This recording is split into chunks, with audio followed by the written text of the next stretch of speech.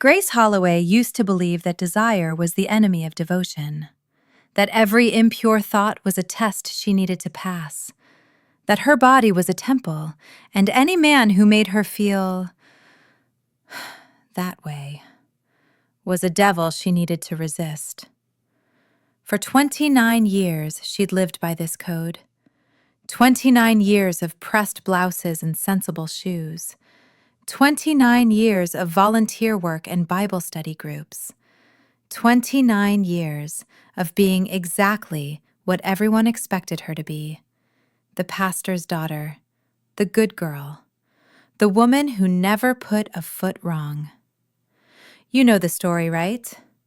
The uptight religious woman meets the bad boy who corrupts her, teaches her to let loose, and she abandons everything she believed in for wild passion.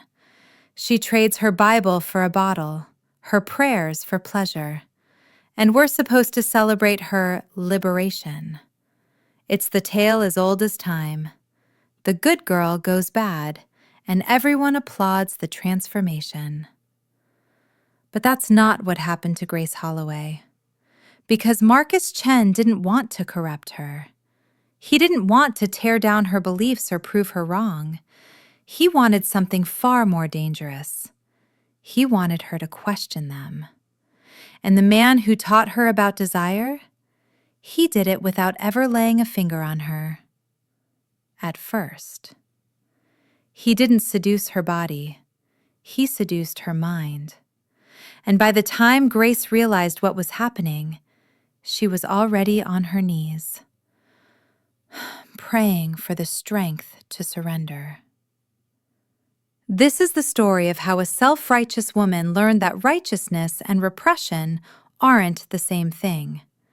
How a single father with kind eyes and a wicked sense of humor showed her that the most dangerous questions aren't the ones that challenge your faith. They're the ones that ask if your faith is actually yours. And how sometimes falling from grace is the only way to find it. It was a Saturday morning at Riverside Community Church's monthly food drive, and Grace Holloway was in her element. Clipboard in hand, hair pulled back in a perfect bun that hadn't seen a loose strand since 2019, she coordinated volunteers with the efficiency of a woman who'd never been late to anything in her life. The morning sun cast long shadows across the church parking lot, and Grace moved through them like a general inspecting troops. Mrs. Patterson was sorting canned goods. Good. The youth group was loading boxes into cars. Excellent. Everything was running exactly according to schedule. Everything, that is, until Grace noticed the little girl. She was maybe 6 years old, sitting alone on the curb near the pickup area, swinging her legs and humming to herself. She had a coloring book spread across her knees and seemed perfectly content. The Grace's internal alarm system, finely tuned by years of volunteer coordination, immediately started blaring. Grace glanced at her watch. 11:47 a.m. Pickup had been at 11:30. She marched over, her sensible flats clicking against the pavement with the authority of a woman on a mission. "Excuse me, sweetheart," Grace said, her voice carrying that particular tone of concern mixed with judgment that she'd perfected over years of church committee meetings. "Where's your parent?" The little girl looked up, her brown eyes wide and innocent. "Daddy's coming," she said simply, then returned to coloring what appeared to be a very purple dinosaur. "When did he say he'd be here?" 11:30. Grace's lips pressed into a thin line. 17 minutes. This child had been sitting here, unsupervised, for 17 minutes. What kind of parent? The roar of an engine interrupted her thoughts. A pickup truck, not new but well-maintained, pulled into the parking lot. Out stepped a man who made Grace's prepared lecture momentarily evaporate from her mind. He was tall, with dark hair that looked like he'd run his fingers through it one too many times that morning. He wore a faded t-shirt that had seen better days, and jeans that fit him in a way that made Grace look away quickly, heat creeping up her neck. But it was his face that threw her. Warm brown eyes, a strong jaw shadowed with stubble, and a smile that seemed completely inappropriate given his tardiness. "Daddy!" The little girl abandoned her coloring book and ran to him. Grace intercepted them, stepping directly into the man's path with the confidence of someone who knew she held the moral high ground. "Sir," she said, her voice crisp and professional. "Pickup was at 11:30. We have schedules for a reason. Your daughter has been sitting here unsupervised for nearly 20 minutes. "You're absolutely right," he said, and his voice had this low, warm quality that made Grace's prepared speech evaporate like morning dew. "I apologize. It won't happen again." Grace blinked. She'd been prepared for excuses, for defensiveness, for the usual litany of reasons why rules didn't apply to certain people. She had not been prepared for immediate agreement. Well, good," she managed, feeling like she'd swung a punch and hit only air. "Because responsibility is important, especially when it comes to kids." He knelt down to his daughter's level, and Grace noticed the way his entire demeanor softened. "I'm sorry I was late, baby. Did Miss—" He looked up at Grace, waiting. "Grace," she said stiffly, clutching her clipboard like a shield. "Did Miss Grace take good care of you?" "She gave me extra crackers," his daughter announced proudly, as if this were the greatest gift she'd ever received. The man stood, and suddenly Grace realized how tall he was. She was 5'6", not short by any means, but she had to tilt her head back to meet his eyes. "Thank you for that," he said, extending his hand. "And for caring enough to say something. A lot of people wouldn't. I'm Marcus." Grace shook his hand briefly. His palm was calloused, warm, and the contact sent an unexpected jolt up her arm that she immediately categorized as inappropriate and pushed away. She pulled her hand back quickly. "Well, just be on time next week." "I'll try my best." That smile again, and Grace noticed it reached his eyes, crinkling the corners in a way that suggested he smiled often. "Though I can't make promises. The hospital doesn't always let you leave when you want." "Hospital?" The word came out sharper than she intended. He rolled up his sleeve, revealing a bandage in the crook of his elbow and a small circular Band-Aid. "Donation day. They were short on O negative, and apparently I'm a universal donor. They asked if I could stay for a double donation." He shrugged. Seemed more important than being on time. Grace stood there, her clipboard hanging uselessly at her side, watching Marcus's truck drive away with his daughter waving enthusiastically out the window. The morning sun suddenly felt too hot on her face, or maybe that was just the flush of embarrassment creeping up from her collar. She'd been wrong. Not just incorrect in her assumption, but wrong. The kind of wrong that revealed something ugly about herself. She'd seen a late parent and immediately assumed irresponsibility, negligence, a lack of care. She'd judged without evidence, condemned without trial, and delivered her verdict with the self-righteous certainty of someone who believed they always occupied the moral high ground. And Marcus, this stranger with the warm smile and calloused hands, had responded to her judgment with grace, with gratitude even. He'd thanked her for caring about his daughter's safety when he could have pointed out her presumption, her rudeness, her complete lack of charity. Grace walked back to her volunteer station, but the satisfaction she usually felt from a well-organized event had curdled into something uncomfortable in her stomach. Mrs. Patterson said something about the turnout, and Grace nodded automatically, but her mind was elsewhere. She was thinking about the word that had lodged itself in her consciousness like a splinter. Self-righteous. It was a word she'd applied to others countless times. The people who didn't volunteer, the ones who showed up to church only on Christmas and Easter, the parents who let their children run wild in the sanctuary. Grace had always been so certain of her own righteousness, so confident in her moral superiority. But standing in that parking lot, watching Marcus drive away after donating blood, literally giving of himself to help strangers, Grace had felt something she hadn't experienced in years. Shame.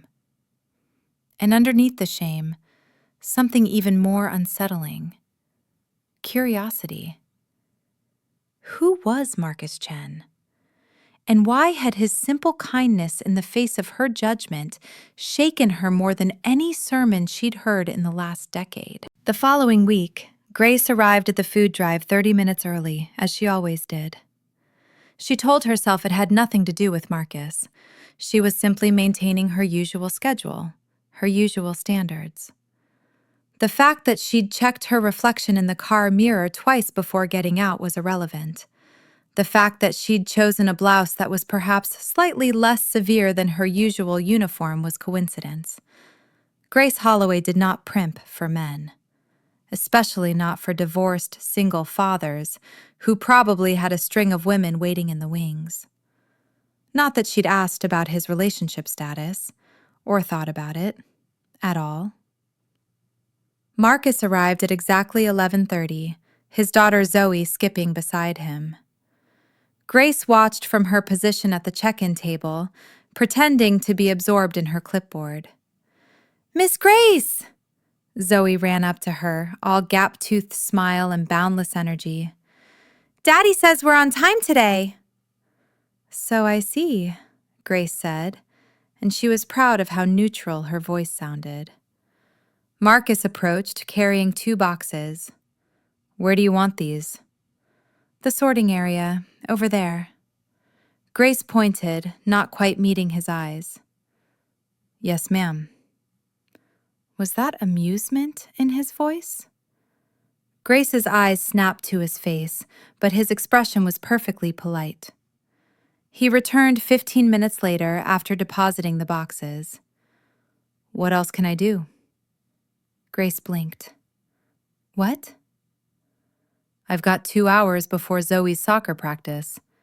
Put me to work." "You want to volunteer?" "Why else would I be here?" He tilted his head, and there was that smile again. "Unless you think I'm just here to disrupt your schedule again." "I didn't say that." "You didn't have to. Your face said it pretty clearly last week." He leaned against the table, and Grace caught a whiff of his cologne, something woodsy and clean. "Look, I know I made a bad first impression. Let me make a better second one. Where do you need help?" Grace assigned him to box loading, which was typically the domain of the younger male volunteers. It was heavy work, physical work, and she told herself she was simply being practical. It had nothing to do with wanting to see if he was as strong as he looked. He was. Grace tried very hard not to notice the way his shoulders moved under his t-shirt as he lifted boxes. She failed. But what surprised her wasn't his physical capability. It was everything else. Marcus didn't just load boxes. He talked to people. He learned names. He made Mrs. Patterson laugh so hard she had to sit down. He taught 2 teenage boys a more efficient lifting technique. He asked Zoe to help him count boxes, turning manual labor into a math lesson. Grace watched him from across the parking lot, and something uncomfortable twisted in her chest. This man, This divorced, beer-drinking, occasionally late single father was doing exactly what she did every week. He was helping. He was connecting. He was making people feel seen. But unlike Grace, who approached volunteering with the grim determination of someone checking boxes on a righteousness scorecard, Marcus seemed to actually enjoy it. When had Grace stopped enjoying it? When had service become obligation? When had helping people become about proving her own goodness rather than actually caring about others? At the end of the event, Marcus found her at the check-in table. Same time next week? You're coming back? Why wouldn't I? This is good work. Plus, Zoe loves it. He glanced over at his daughter, who was helping Mrs. Patterson fold boxes. She doesn't have a lot of family around. I think she needs this kind of community. What about you? The question escaped before Grace could stop it. Do you need community? Marcus looked at her for a long moment, and Grace felt pinned by his gaze. Everyone needs community, Grace. Even people who pretend they don't. He left before she could ask what he meant. That night, Grace lay in bed in her small, perfectly organized apartment, staring at the ceiling. Her Bible sat on her nightstand, bookmarked at Proverbs, where she'd been working through her daily reading plan. She should pick it up. She should pray. She should do all the things she did every night before bed. Instead, she thought about Marcus's words. Everyone needs community, even people who pretend they don't. Was she pretending? Grace had community. She had her church, her volunteer groups, her Bible study circle. She had people she saw every week, people she worked alongside, people she prayed with. But did she have anyone who actually knew her? Anyone she could call at 2 a.m.? Anyone who'd seen her cry or laugh until she couldn't breathe or admit she was scared? The answer settled over her like a cold blanket. No. Grace Holloway had spent so long being perfect that she'd forgotten how to be real. 2 weeks later, Grace's car died. Not sputtered or coughed or gave warning, it simply died, right in the middle of 5th Street, directly in front of Mulligan's Pub. Of all the places in town for her car to break down, it had to be in front of a bar. Grace had driven past Mulligan's 1,000 times, always with her eyes straight ahead, as if looking at it might contaminate her. It was the kind of establishment her father had preached against from the pulpit, a den of temptation, a place where good people went to become bad people. Now her traitorous vehicle had stranded her right at its doorstep, like the universe had a sense of irony. Grace was on the phone with AAA, being told it would be a 90-minute wait when someone tapped on her window. She looked up into Marcus's amused face and immediately felt her defenses slam into place. She rolled down the window. "Are you following me?" "I live 2 blocks from here," he said. "Are you stalking me? Car trouble?" "It won't start." "Pop the hood." "I've already called Grace." He said her name like it was a complete sentence, like those 5 letters contained an entire argument. "Pop the hood." Something in his tone, not commanding but confident, made her comply. Grace pulled the hood release and watched as Marcus walked to the front of her car. He was wearing work clothes, she noticed, button-down shirt with the sleeves rolled up, showing forearms that were frankly distracting. She looked away. 5 minutes later, he closed the hood with a definitive thunk. "Your alternator's shot. You're not driving this tonight." AAA will tow it. And leave you where? Here? He gestured to the pub behind him, and Grace saw the exact moment amusement flickered across his face. Actually, that works. Come inside. My buddy Rick's a mechanic. He's in there right now. I'll have him come look. Tell you what you're dealing with. I'm not going into a bar. Grace said the word like it was a curse. Why not?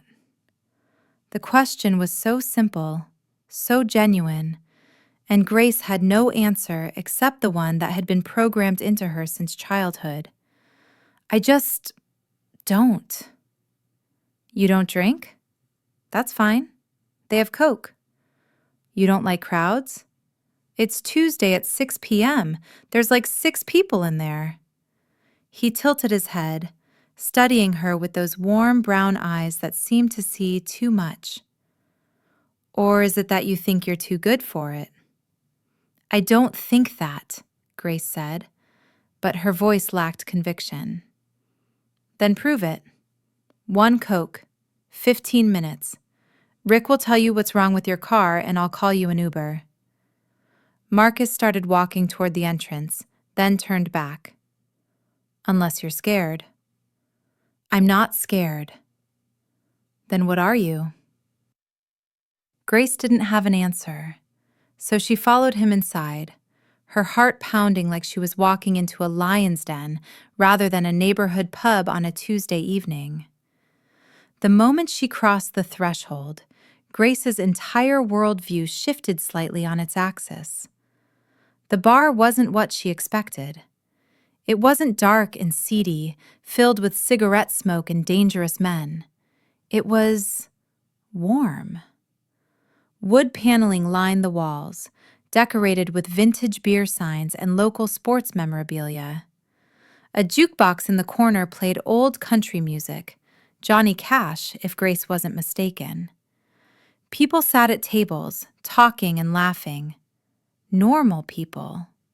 People in work clothes and casual wear. A woman about Grace's age sat at the bar reading a book. 2 elderly men played chess in the corner. It looked like community. Grace? Marcus's voice pulled her from her observations. You okay? I'm fine, she said automatically. But she wasn't fine. She was confused, disoriented. This place was supposed to be sinful, dangerous, wrong. But it just looked like people being people. Marcus led her to a booth, red vinyl, slightly cracked but clean. A man with grease-stained hands waved from the bar, and Marcus waved back. That's Rick. He'll be over in a sec. Marcus slid into the seat across from her. What do you want to drink? Coke is fine. He ordered 2 Cokes from a waitress who called him by name, who asked about Zoe, who clearly knew him well. When she left, Marcus leaned back in the booth and studied Grace with an expression she couldn't quite read. So, he said, Grace, tell me something. What? Why do you volunteer at the food drive? The question caught her off guard. To help people? Why do you want to help people? Because it's the right thing to do. Why is it the right thing? Grace stared at him. Are you seriously asking me why helping people is good? No, I'm asking why you think it is. Not what you've been told, not what the Bible says, not what your father preached. What you believe. Grace opened her mouth to answer, closed it, opened it again. Because people need help. And we should help them. Why? Because... She stopped, feeling something crack inside her chest, like ice breaking on a frozen lake. I don't know. Because that's what good people do. Ah. Marcus leaned back, and there was no judgment in his expression, only curiosity. So you do it to be good? What's wrong with that? Nothing, unless you're doing it to prove something instead of because you actually care. The words hit like a physical blow. Grace felt her face flush, felt anger and shame and something else, something that felt dangerously like recognition, flood through her. You don't know me. You're right. I don't. His voice was softer now. But I know what it's like to perform. To follow rules because breaking them is scarier than being unhappy. To build your entire identity around being good, and then wake up one day and realize you have no idea who you actually are underneath all those rules. I'm not unhappy. Okay? I'm not. I believe you. But his eyes said he didn't. And worse, Grace wasn't sure she believed herself anymore. Rick came over, wiping his hands on a rag. He was a big man with kind eyes and a beard that would make a lumberjack jealous. Marcus says you've got car trouble? The alternator, Marcus supplied. Rick nodded. Let me take a look. He disappeared outside, and Grace was left alone with Marcus and the uncomfortable silence that had settled between them. The jukebox switched songs, Patsy Cline now, singing about falling to pieces. I'm sorry, Marcus said finally. That was out of line. I don't know you well enough to make those kinds of observations. No, Grace heard herself say. You don't, but that doesn't mean you're wrong. He looked surprised. Grace, why do you do this? She interrupted. Why do you ask these questions? Why do you care? Marcus was quiet for a long moment, turning his Coke glass in his hands. Because someone did it for me once. After my divorce, I was a mess. Angry, bitter, convinced I'd failed at everything that mattered. And this guy, my buddy James, he just kept asking me questions. Not telling me what to do, not giving me advice, just asking, why do you think that? What do you actually want? Who are you when no one's watching? What happened? I realized I'd spent my entire marriage being who my ex-wife wanted me to be, and before that, being who my parents wanted me to be. I'd never actually asked myself what I wanted. He met her eyes. It was the most terrifying and liberating realization of my life. And now you do the same thing to other people? Only the ones who look like they need it. He smiled, but it was gentle. You looked like you needed it. Rick returned with his diagnosis. New alternator needed, about $400 in parts and labor. He could have it done by tomorrow afternoon. Grace thanked him, gave him her keys, and let Marcus call her an Uber. They waited outside in the cooling evening air. The sun was setting, painting the sky in shades of orange and pink that Grace would have called beautiful if she weren't so thoroughly unsettled. Thank you, she said finally, for your help. Anytime. Marcus paused. Grace, can I ask you one more question? She should say no. She should get in her Uber when it arrived and never speak to this man again. He was dangerous. Not in the way her father had warned her about, but in a way that was somehow worse. He made her question things. He made her think. Okay, she said. When was the last time you did something just because you wanted to? Not because it was right or good or what you were supposed to do, just because it made you happy. The Uber pulled up before Grace could answer, which was fortunate because she didn't have an answer. She couldn't remember the last time she'd done something just for herself. She couldn't remember the last time she'd even asked herself what would make her happy. As the Uber drove away, Grace looked back through the rear window. Marcus stood on the sidewalk, hands in his pockets, watching her go. And Grace felt something shift inside her. Something that felt like the first crack in a dam that had been holding back a flood for 29 years. That night, Grace sat in her apartment with her Bible open in her lap, but she wasn't reading. She was thinking about Marcus's question.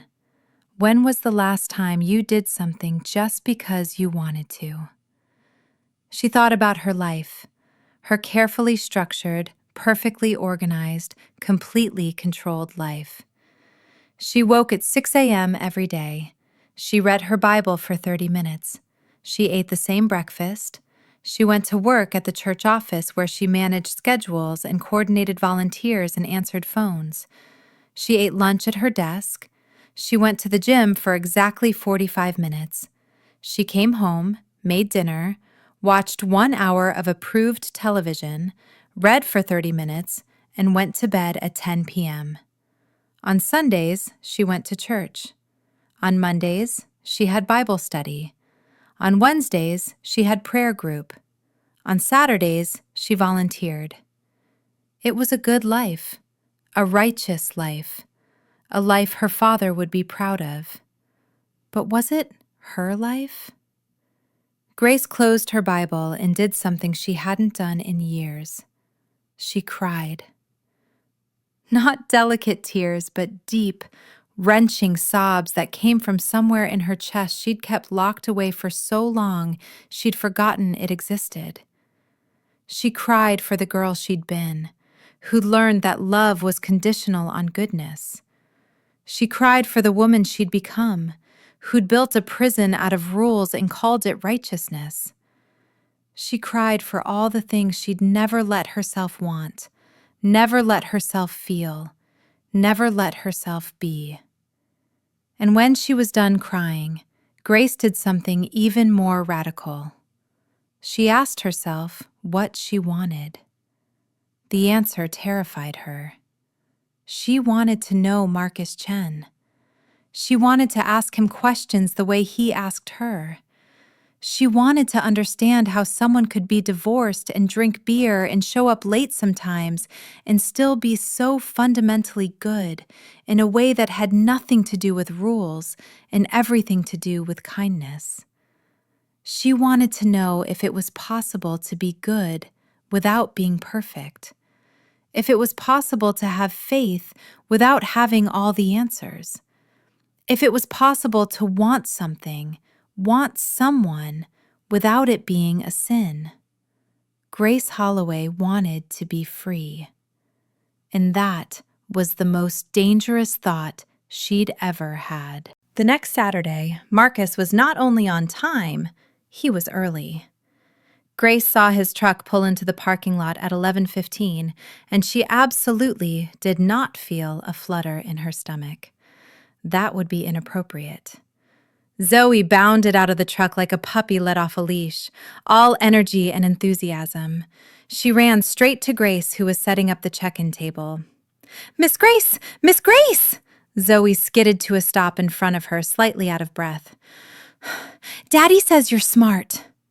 Grace glanced over at Marcus, who was unloading boxes from his truck bed, very deliberately not looking in her direction. "That's kind of him," she managed. "Can I ask you a question?" "Of course, sweetheart." Zoe tilted her head, studying Grace with the unnerving intensity that only children possess. "Why don't you ever smile?" The world stopped. The sounds of the parking lot, volunteers chatting, boxes being moved, cars pulling in, all faded to white noise.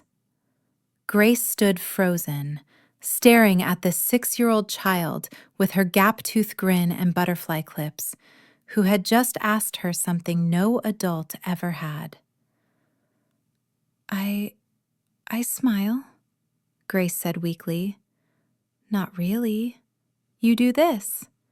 Zoe made a tight, polite expression, lips curved but eyes flat, a perfect imitation of Grace's volunteer face, her church face, her everything is fine face. Grace felt something crack wider in her chest. Marcus appeared beside them, and Grace could see the mortification on his face. Zoe, that's not... It's okay, Grace heard herself say. Her voice sounded strange, distant. Then, to Zoe, you're right. I don't smile much. Why not? Grace knelt down so she was at eye level with the little girl. Up close, she could see that Zoe had Marcus's eyes, warm and brown and kind. You know what? I guess I forgot how. Zoe considered this with the seriousness of a philosopher contemplating the meaning of life. Daddy says when you forget how to do something, you just practice. Like riding a bike. I fell off my bike lots of times, but I kept practicing, and now I can ride without training wheels. Your daddy's very wise. He also says you're pretty when you're not frowning. Grace's eyes shot to Marcus. He had the decency to look embarrassed, a flush creeping up his neck. Zoe, we talked about the inside voice thoughts and the outside voice thoughts. But it's true, Zoe protested. That doesn't mean... Marcus ran a hand through his hair, making it stand up in a way that Grace found unreasonably attractive. I'm so sorry, Grace. She's 6. She has no filter. Grace stood, brushing off her knees. It's fine. Children are honest. It's refreshing, actually. Still, I'll talk to her about... Marcus. Grace interrupted him, and she was surprised by the steadiness in her own voice. She's not wrong about the smiling thing. They looked at each other for a long moment. The parking lot noise came rushing back. Mrs. Patterson calling for help with a heavy box, teenagers laughing, a car door slamming. But in the space between Grace and Marcus, everything was quiet. You should practice, he said finally, his voice low enough that only she could hear. Practice smiling? Practice being happy. His hand moved, just slightly, and his fingers brushed against hers. Barely a touch, just the lightest contact. But Grace felt it everywhere. A spark that traveled up her arm, across her shoulders, down her spine. You deserve to be happy, Grace. Grace pulled her hand away and turned back to her clipboard, but her fingers were shaking. She gripped the board tighter, trying to focus on the volunteer schedule, the donation counts, anything but the way her skin still tingled where Marcus had touched her. That tiny touch, that barely there brush of fingers, had woken something up. Something she'd been starving for years without even realizing she was hungry. And Grace was terrified by how ravenous she felt. She'd spent her entire life believing that physical desire was something to be controlled, suppressed, denied. That wanting someone was a weakness, a temptation, a test of her moral fortitude. She dated exactly 3 men in her life, all of them approved by her father, all of them good Christian men who'd treated her with respect and distance in equal measure. She'd kissed 2 of them. She'd felt nothing. But Marcus's fingers brushing hers for half a second had made her feel more than 3 years of approved courtship combined. What did that mean? What did it say about her that this divorced single father with his questions and his kindness and his calloused hands could undo her with a touch so brief it might have been accidental? Grace spent the rest of the food drive avoiding Marcus while simultaneously being hyper-aware of exactly where he was at all times. She knew when he was loading boxes on the east side of the parking lot. She knew when he stopped to help Mrs. Patterson with her sorting. She knew when he took a water break, leaning against his truck and tipping his head back to drink, his throat working in a way that made Grace look away quickly, heat flooding her face. This was wrong. This was dangerous. This was everything she'd been taught to avoid. So why did it feel like the first right thing she'd felt in years? Why didn't she drink? Because she'd been told it was wrong. But did she actually believe it was wrong? Or was she just afraid of losing control? What did she want? What made her happy? Who was she when no one was watching? Grace didn't know. And that not knowing was both terrifying and exhilarating. She was 29 years old, and she was just starting to ask herself the most basic questions of identity. She was 29 years old, and she was just starting to realize that she'd been living someone else's life. And Marcus Chen, with his warm eyes and his patient questions and his refusal to let her hide behind platitudes, was the one showing her the truth. Grace wasn't sure if she should thank him or run from him. Maybe both. It was inevitable, really, that someone would notice. Grace and Marcus had been careful, always meeting in public, always maintaining appropriate distance, never doing anything that could be construed as improper.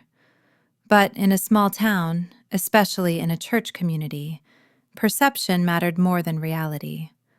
Mrs. Patterson saw them having coffee. Deacon Williams saw them talking in the library parking lot. Someone else, Grace never found out who, saw Marcus help her carry groceries to her car when they'd run into each other at the store. By the following Sunday, the whispers had started. Grace felt the eyes on her the moment she walked into Riverside Community Church. She'd attended this church her entire life. She knew every pew, every stained glass window, every crack in the tile floor. This was her home, her sanctuary, her safe place. But today, it felt like a courtroom. She took her usual seat, third row, right side, and tried to focus on the bulletin. But she could hear the whispers behind her, feel the weight of judgment pressing down on her shoulders. After the service, Pastor Michaels, a man who'd known Grace since she was in diapers, who'd baptized her and confirmed her and watched her grow up, asked to speak with her in his office. Grace followed him, her stomach churning. Pastor Michaels' office was exactly as Grace remembered from childhood.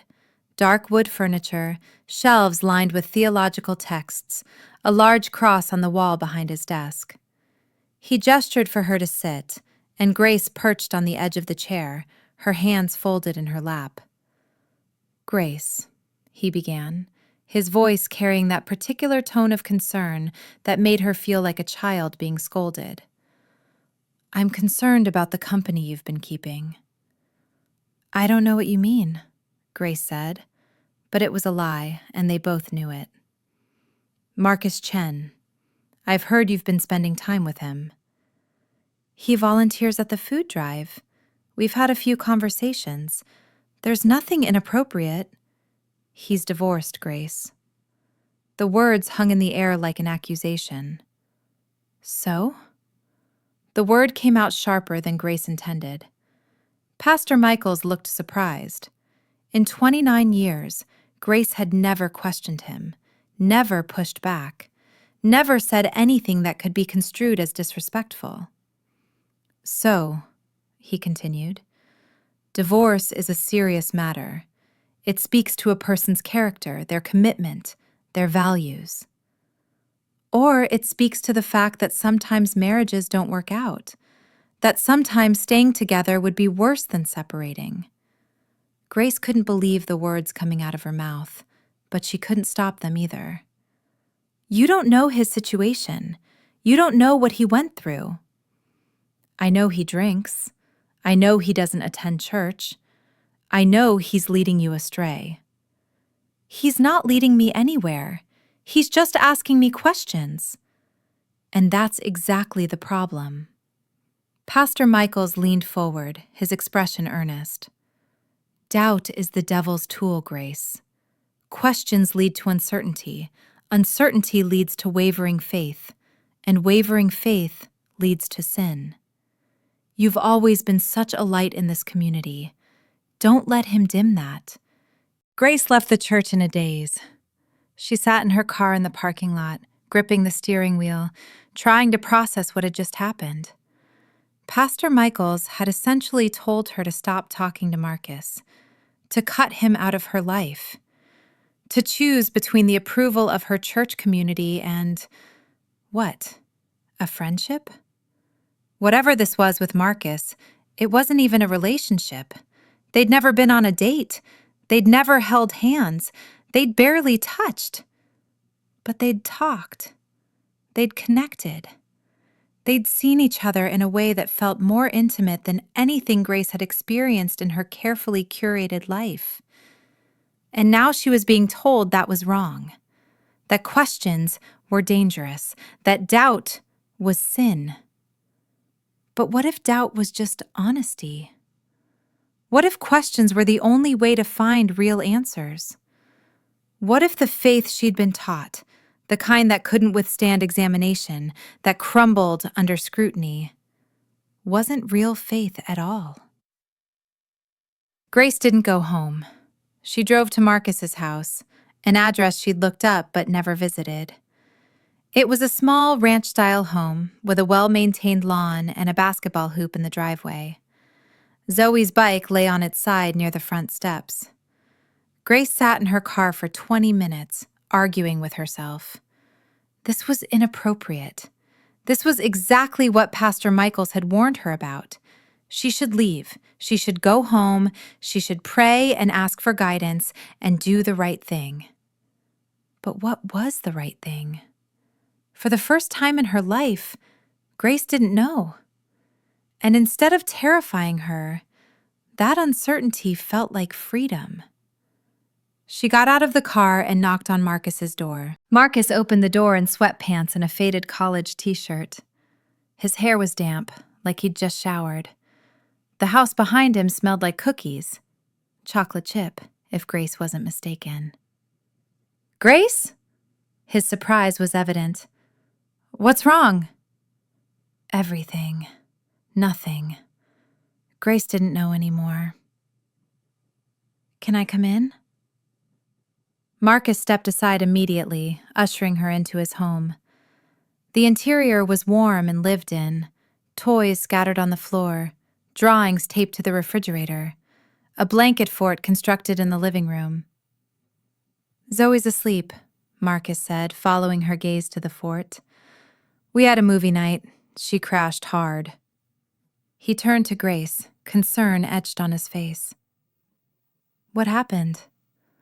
I don't know who I am. The words came out in a rush, and once they started, Grace couldn't stop them. I've spent my whole life being good, following rules, doing what I was told, being the perfect pastor's daughter, the perfect volunteer, the perfect Christian. And I thought that made me righteous. I thought that made me worthy. But you... She looked at him, and she could feel tears building behind her eyes. You asked me why, and I don't have answers. I don't know what I actually believe. I don't know what I actually want. I don't know who I am without the rules.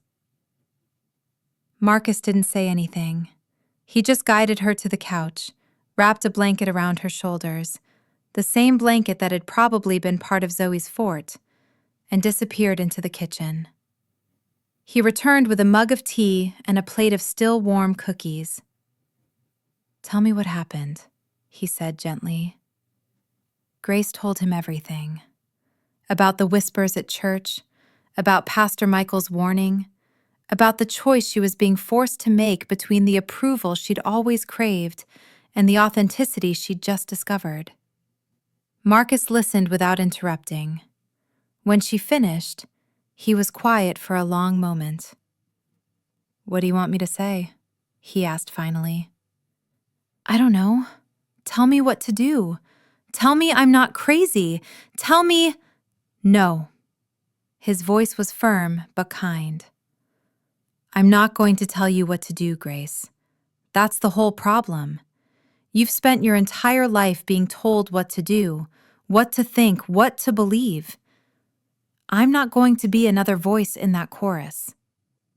Then what am I supposed to do? Figure it out yourself. He shifted closer, and Grace could feel the warmth of him, could smell his soap and laundry detergent, and something uniquely him.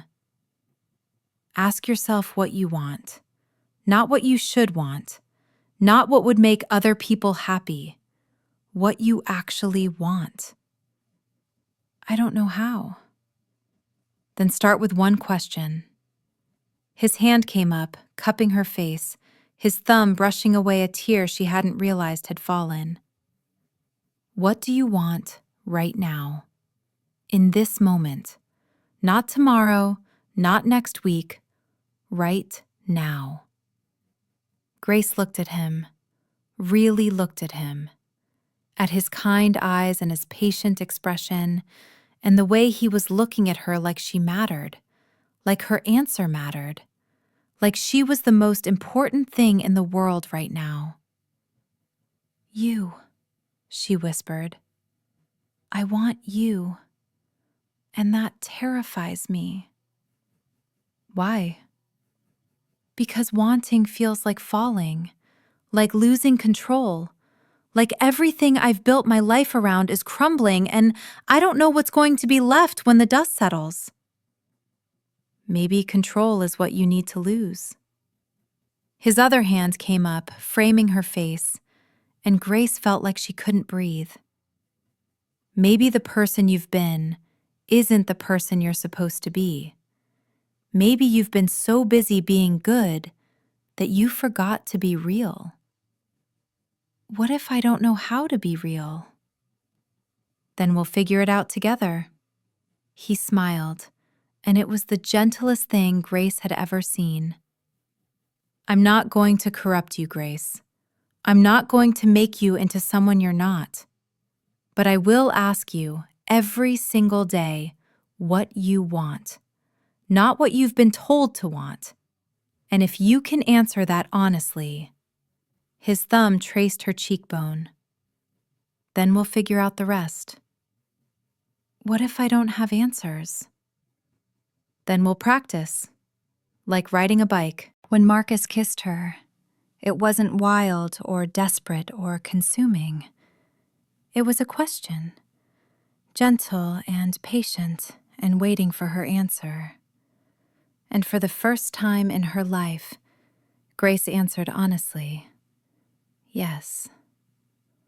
She kissed him back, her hands coming up to grip his shirt, pulling him closer. And it was nothing like the chaste kisses she'd experienced before. This was wanting, pure and simple and terrifying and exhilarating all at once. Marcus's hands moved to her waist, pulling her closer, and Grace went willingly. She'd spent 29 years believing that desire was the enemy, that physical want was something to be ashamed of, that her body was a temple that needed to be guarded. But this didn't feel like desecration. It felt like worship. They kissed until Grace was breathless, until her carefully constructed walls had crumbled completely, until she was just Grace, not the pastor's daughter, not the perfect volunteer, not the good Christian girl. Just Grace, wanting and being wanted in return. When they finally pulled apart, Marcus rested his forehead against hers. You okay? Grace laughed, and it was shaky but real. I have no idea. That's a start. They talked for hours after that. Grace curled up on Marcus's couch, wrapped in his blanket, eating cookies and drinking tea and asking him questions for once. She learned that he'd been married young, too young, he said, to a woman who wanted him to be someone he wasn't, that the divorce had been mutual but painful, that he'd spent 2 years in therapy learning how to be himself again, that Zoe was the best thing that had ever happened to him, even though single parenthood was the hardest thing he'd ever done. She learned that he worked as a civil engineer, that he loved old country music and terrible action movies, that he was terrible at cooking anything except breakfast food, that he'd been volunteering at the food drive because Zoe's teacher had suggested it as a way to build community after their move to town 6 months ago. She learned that he'd noticed Grace immediately, not because she was beautiful, though he thought she was, but because she'd looked so lonely, even surrounded by people. "You looked like you were performing," he said. "Like you were playing a role. And I recognized it because I'd done the same thing for years." "When did you stop?" "When I realized that being alone as myself was better than being surrounded by people as someone else." Grace left Marcus's house at 2 a.m. after he'd called her an Uber because she was too tired to drive safely. She sat in the back seat, watching the dark streets pass by, and felt like she was seeing the world for the first time. Everything looked different. The familiar streets of her small town seemed full of possibility instead of constraint. The night sky seemed bigger. Even the air seemed easier to breathe. Grace Holloway had spent 29 years being good. Tonight, she'd started learning how to be real. And she had no idea what came next. But for the first time in her life, that uncertainty felt like hope instead of fear. Grace woke up the next morning to 17 missed calls and 32 text messages. Someone had seen her car at Marcus's house. Someone had seen her leave at 2 a.m. And in a small town, in a church community, that was all the evidence needed for conviction. The messages ranged from concerned, "Grace, please call me, I'm worried about you," to judgmental, "I'm praying for your soul," to outright hostile, "You're a disgrace to your fathers," memory. That last one hit hardest. Grace's father had passed away 3 years ago, and she'd spent every day since trying to live up to his legacy, trying to be the daughter he'd wanted, trying to make him proud from beyond the grave. But what if his pride had been the cage she'd been living in? Grace sat on her bed, phone in hand, and made a decision. She called Pastor Michaels. "Grace, thank God. I've been trying to reach you. Where were you last night?" "At Marcus's house." Silence. Then, "Grace, nothing happened. We talked, that's all. But even if something had happened, it wouldn't be any of your business. You're a member of this church. Your behavior reflects on my behavior is my own. My choices are my own. My life is my own." Grace was surprised by how steady her voice was. "I've spent 29 years living according to other people's expectations. I'm done. You're making a mistake. Maybe, but it'll be my mistake. And I'd rather make my own mistakes than live someone else's perfect life." She hung up before he could respond. The next call was harder. Grace scrolled through her contacts until she found the name she was looking for. Her mother. Grace's mother had remarried after her father's death, moved to Florida, started a new life. They talked once a month, stilted conversations full of pleasantries and surface-level updates. Grace had always resented her mother for moving on, for not staying frozen in grief, for choosing happiness over duty. Now, she thought she might understand. "Mom, it's Grace. Can we talk?" The next few weeks were the hardest of Grace's life. Half the church congregation stopped speaking to her. She was asked to step down from her volunteer coordinator position. Her Bible study group uninvited her. But something unexpected happened. She felt lighter. Marcus didn't push. He didn't demand her time or attention. He just existed. Available when she needed him, patient when she didn't.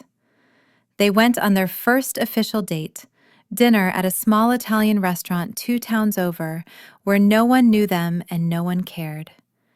Grace ordered wine, just 1 glass, and she sipped it slowly, and it didn't make her a sinner.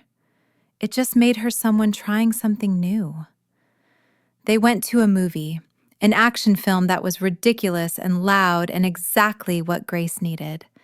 She laughed until her sides hurt, and Marcus looked at her like she'd hung the moon.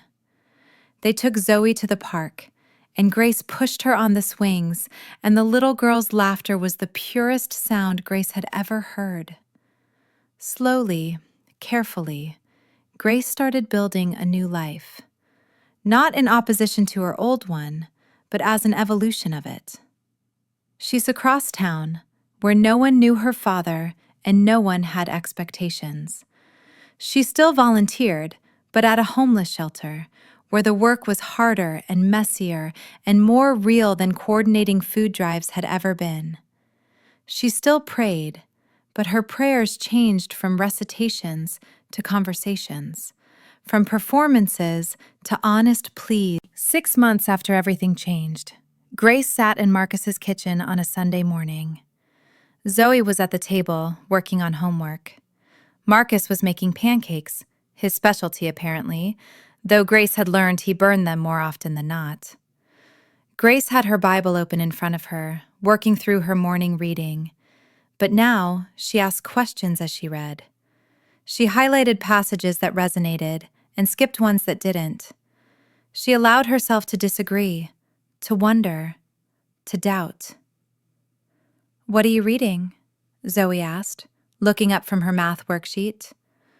"The Book of John." "Is it good?" Grace considered. "Parts of it are beautiful.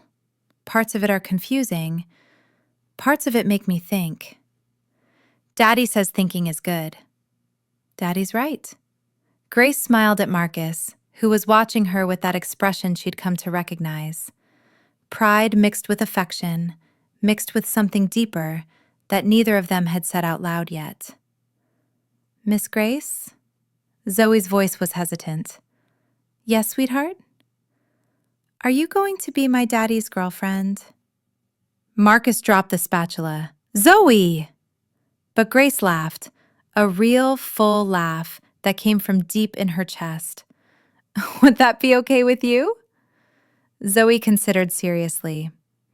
"Will you still help me with my homework?" "Of course." "And come to my soccer games?" "Wouldn't miss them." "Then yes, that would be okay." Zoe returned to her math worksheet as if she hadn't just asked the question that had been hovering unspoken between the adults for months. Later, after Zoe had gone to play in her room, Marcus and Grace sat on the back porch with coffee. The morning sun was warm, and Grace could hear birds singing in the trees. "So," Marcus said, "girlfriend?" "If you want." "What do you want?" Grace turned to him, and she felt that familiar flutter in her chest. But it wasn't fear anymore. It was anticipation. "I want this. You. Zoe. Sunday morning pancakes and soccer games and homework help. I want the messy, real, imperfect life. It's not going to be easy. People are still going to judge. Your church community isn't my community anymore. I'm building a new one." She took his hand, lacing their fingers together. "With you. If you'll have me." Marcus kissed her, soft and sweet and full of promise. "I'll have you. All of you. The parts that are still figuring things out, the parts that are scared, the parts that are brave. all of it. Grace Holloway still went to church, but she asked questions now, and she was okay when she didn't have all the answers. She still volunteered, but she did it because she wanted to, not because she had to. She still prayed, but her prayers were honest now, full of doubt and hope and gratitude in equal measure. She still read her Bible, but she also read novels and poetry and philosophy. She still ate healthy, but she also ate chocolate cake when she wanted it. She still woke up early, but sometimes she stayed in bed just because she could. She drank wine on Friday nights. She laughed at inappropriate jokes. She danced in Marcus's kitchen while he cooked. She let Zoe paint her nails bright purple. She said, "I don't know," without shame. She wanted without guilt. She was still Grace, but she was her Grace now. Marcus didn't teach her to sin. He taught her to choose. He taught her that desire and devotion weren't opposites. They were partners. He taught her that faith wasn't about having all the answers. It was about being brave enough to ask the questions. He taught her that surrendering didn't mean losing yourself. It meant trusting someone enough to help you find yourself. And Grace learned. She learned that righteousness without authenticity was just performance. She learned that rules without understanding were just chains. She learned that the most sacred thing she could do was be honest, with God, with others, with herself. She learned that love, real love, didn't ask you to be perfect. It asked you to be real. So here's what Grace Holloway learned. Desire isn't the opposite of devotion. Repression isn't the same as righteousness. And the person who truly loves you won't tear down your beliefs. They'll ask you if they're actually yours. She thought surrendering meant losing herself. But it turns out, surrendering to the right person, and more importantly, surrendering to her own truth, meant finding herself. Yes, she learned some things on her knees, but not the way you think. She learned to pray with her own words, to ask her own questions, to want without shame, to choose without guilt, to live without performing. The pastor's daughter didn't fall from grace. She finally figured out what grace actually meant. Grace meant unearned love, undeserved forgiveness, the freedom to be imperfect and still be worthy, the courage to be yourself even when yourself doesn't fit the mold. And if living authentically was a sin, then Grace would take her chances, because a life lived honestly, even if it was messy and imperfect and full of questions, was holier than a life lived in fear. She'd spent 29 years being good. Now she was learning to be real. And real, she discovered, was so much better than perfect. Grace Holloway was finally free. Free to want. Free to choose. Free to love. Free to be herself, whoever that turned out to be. And in Marcus's arms, with Zoe's laughter echoing through the house, with her Bible open to passages she was finally reading with her own eyes instead of her father's, Grace felt something she'd never felt before. Peace. Not the peace of having all the answers, but the peace of being brave enough to live the questions. And that, she thought, was the most sacred thing of all.